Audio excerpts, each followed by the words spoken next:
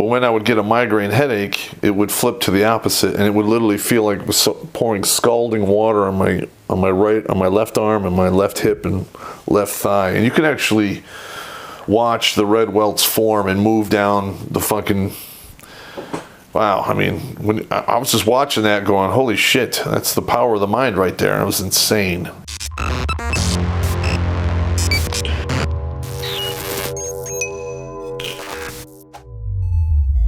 Hello everybody, Terrence Popp here with another episode of Live from the Lair. That's the new Lair. It's not all set up yet. This is just one of the rooms I've been working on here. You know, when you move, you got to reassemble all your shit.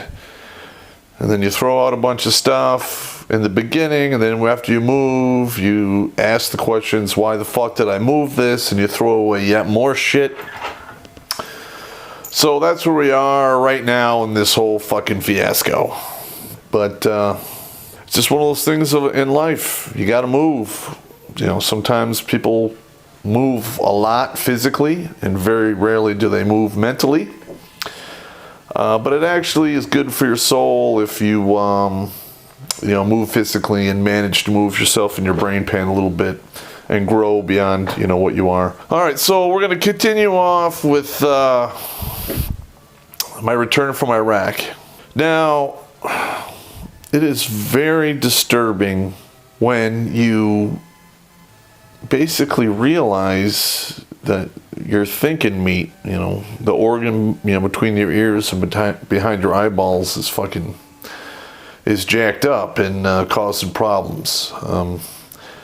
When very early on, when I first came back from Iraq, I used to have a problem with it was like a hiccup kind of thing, and where I would, in the middle of breathing, I would just hiccup for no particular reason. And later on, the neurologist told me that, that I had damaged portion of my thalamus, and that was actually a side effect. And then the hot and cold fucking thing that went on with that, I'd get like, most of the time it's like a cool patch on my left side. And, you get the chills and stuff, it's not a big deal. But when I would get a migraine headache, it would flip to the opposite, and it would literally feel like it was pouring scalding water on my left arm and my left hip and left thigh. And you can actually watch the red welts form and move down the fucking... Wow, I mean, when I was just watching that going, holy shit, that's the power of the mind right there. It was insane. And that drove me fucking crazy. And then, they put you on...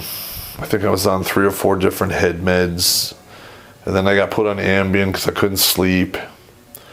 My neck was all messed up. My back was killing me. So I was living on hydrocodone and Motrin. And I was just gorked out of my head all the time. It fucking sucked dick. And then I went to, see some acupuncture guys. And the first time I went, there really wasn't much of a difference. And then the second time I went, it was about 50% better. After the third session, I literally got up off the table and walked out, and I had maybe 10% of the pain left over. And I just, lived with that. I wore a back brace a lot, stretched out a lot, tried to get myself back into shape, ran, one of my go-to exercises that I like to do is I like to hit the heavy bag. I used to fight professionally, so I like to walk around being able to do 12 rounds on the heavy bag 3 times a week. So I was trying to get back into that shape. And was I successful? No. But I was able to do 6 or 8 rounds. And over the years, I've been able to work my way back up to 12 rounds, usually twice a week. I haven't been doing it as of late because I've been dealing with this whole fucking movement bullshit. But, now that that's over and all I have to do is, the last big muscle movement that has to take place is, the roof's got to come off this place and, got to get that fucking fixed. So, it's an old house. It was a rental for about 40, 45 years. The bare minimum was done for the entire thing. So I put a lot of time and effort into it to unfuck the whole thing. All right, now I noticed some weird side effects with a lot of the head meds, and mainly your dick works, but you can't pull the trigger, if you know what I mean, gentlemen. And that was like really frustrating. But it is what it is. I stayed on the head meds for a year, and then I just got sick of them. And I really don't believe that those head meds are designed to be on for long periods of time. And at some point, if you want to move forward and heal yourself, you have to kick away the crutches. And that's exactly what the head meds are. They're a crutch. And granted, there are probably some people out there that need to stay on them, and my heart goes out to them, but a large majority of the people who are walking around on head meds only needed them temporarily, if at all, and then they're finding Prozac and fucking fish in the ocean because it runs right through us. Our filters don't get rid of it, and it goes right out into the fucking ocean, and we're dosing fucking, animals just living their lives with, happy pills. It's fucking crazy. Alrighty, so during that time, I got returned to full duty, and I had to go to cognitive rehab. Did that for a while, and wasn't that hard. You can fake your way through anything, I guess. That was really hard too. The beginning of cognitive rehab was very, very disheartening, because you realize just how fucked up you are. I mean, when I was in the second bat, I was a sniper. I had a great memory. I would say it was very close to, photographic. It wasn't eidetic. I mean, I could get to, if I wanted to remember something, I could drill it into my mind where, I would be able to hold it, indefinitely. But all of that went away, and that was really weird.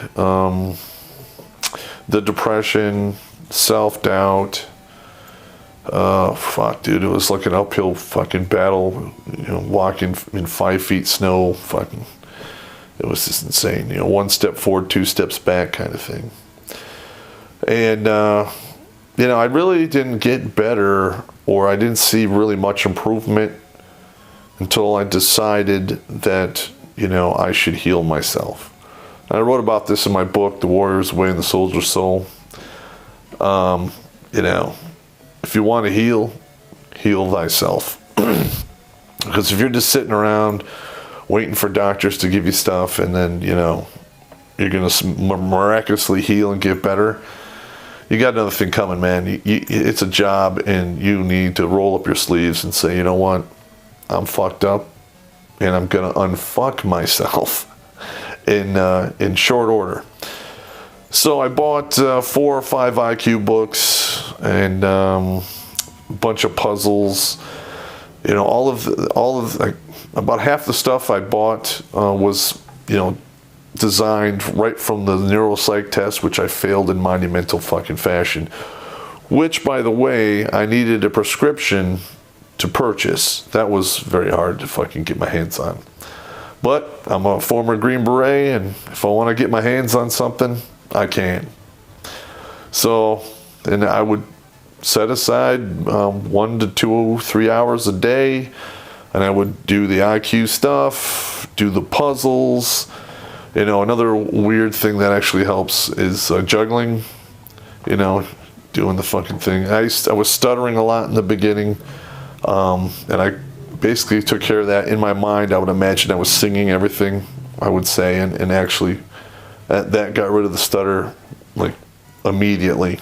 And even to this day, I'll catch myself stammering a little bit, and then I'll in my mind I'm on the opera stage, and works out pretty good.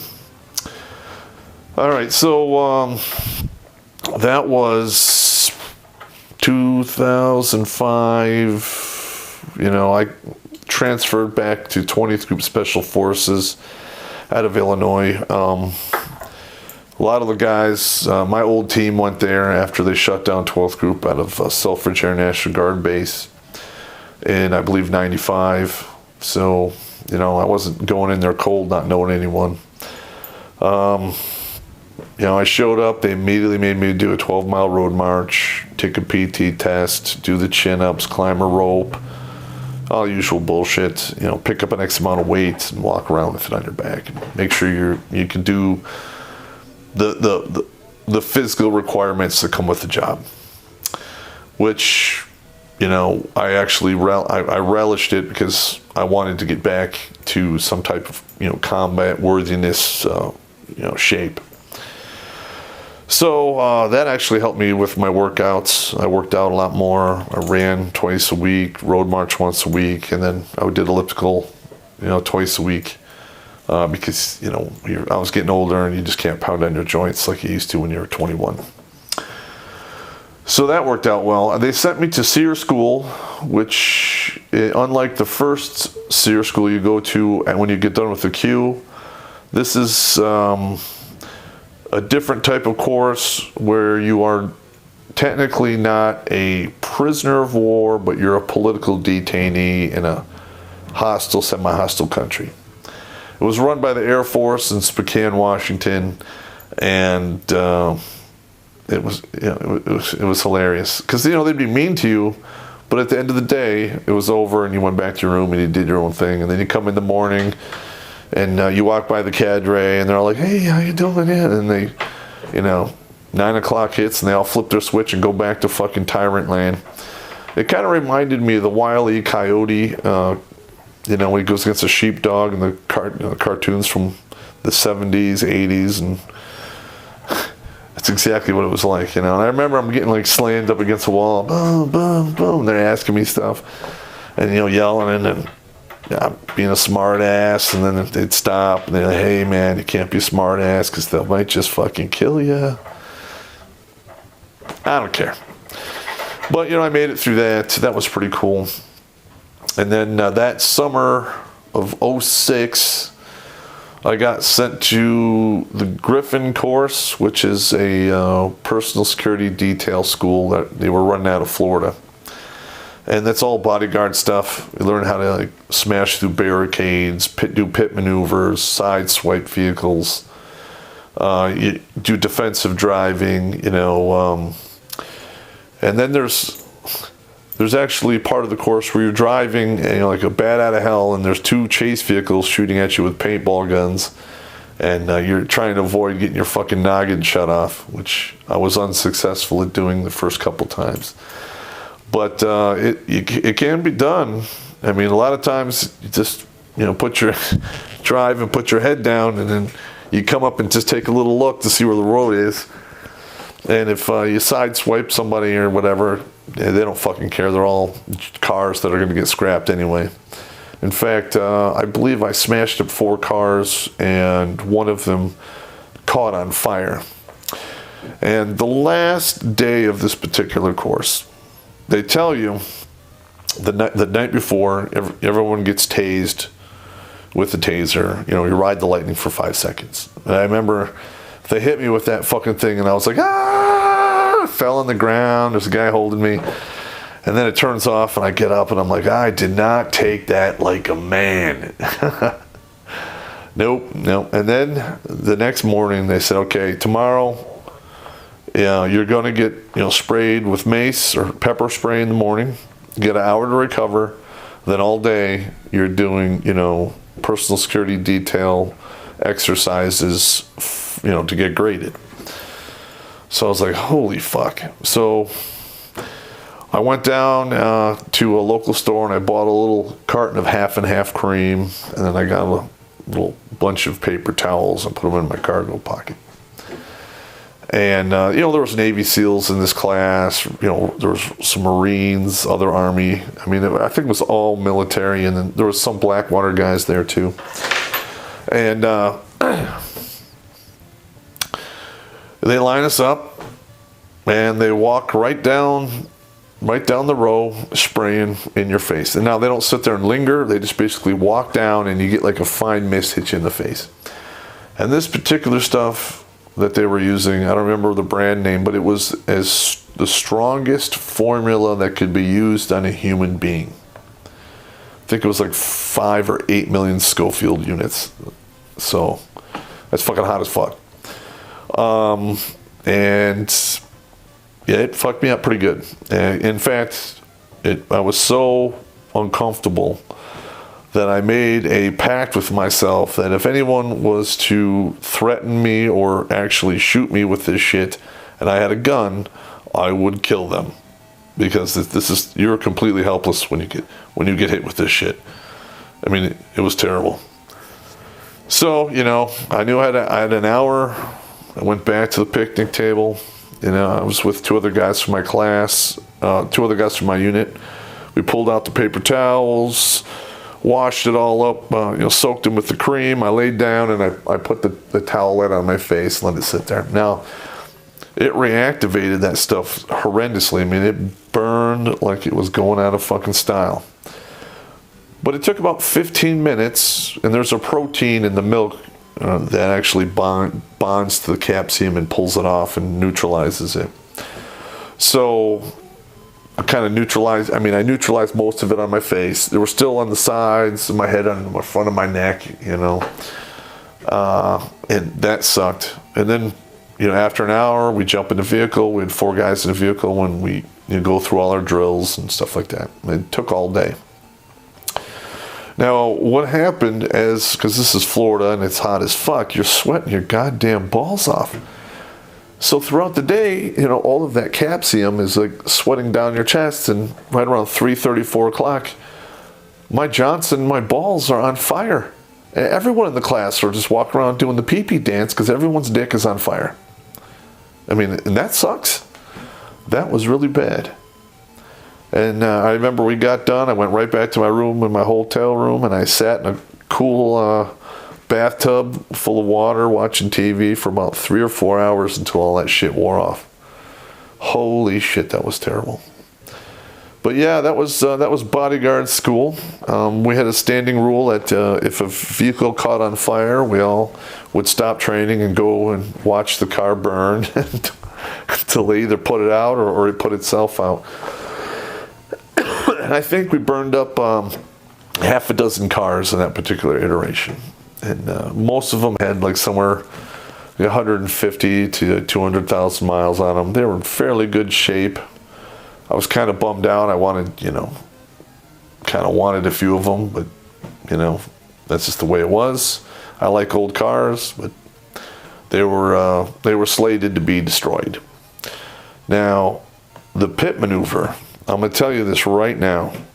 That shit works. It works. And you can do it on somebody like 15, 25 miles an hour. You don't have to be going super fast. And all you do is come up behind their vehicle, and with the front of your vehicle, you put your engine weight against the weight of their back tires. And all you do is you just break the traction, and the car will lose its control. And I got actually pretty damn good at that. All right, gentlemen, these are going to get better. I got to put up the wall of swords and so forth in the studio room next door.